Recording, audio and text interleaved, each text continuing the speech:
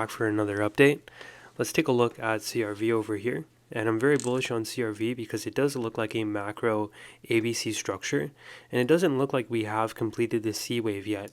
This looks like a 335 Elliott wave flat pattern, but we don't see the C wave to the upside yet. So now there is likely going to be a squeeze here, considering we do have the weekly stock RSI turning up from the lows, and we have bullish divergence on the RSI on the daily time frame. So as long as we can maintain this higher low structure on the RSI and on the indicators, then it's likely we'll go ahead and see that squeeze to the upside.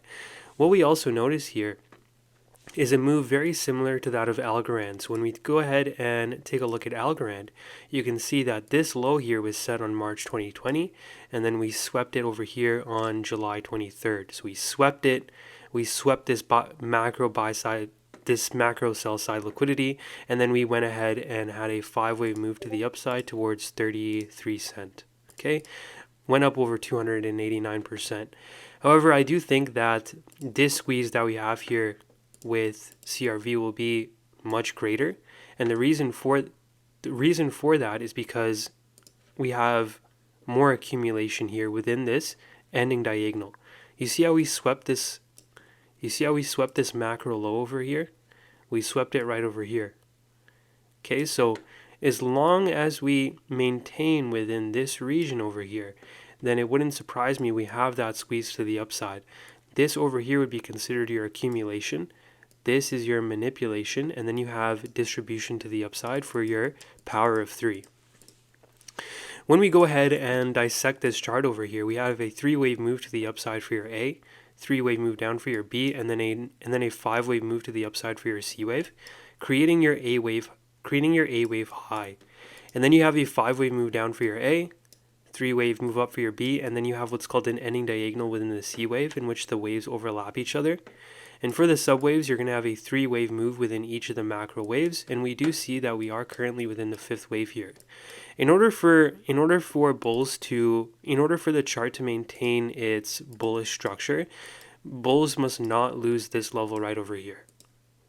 Okay, bulls must not lose this level right here. Okay, at around 21 cent, 20 to 21 cent. Bulls don't want to lose that level there in order to maintain our bullish structure. So everything is looking good here on CRV. I noticed that the structure of convex finance is very similar. So just remember that anything below this macro psychological low is our manipulation, and this over here would be considered your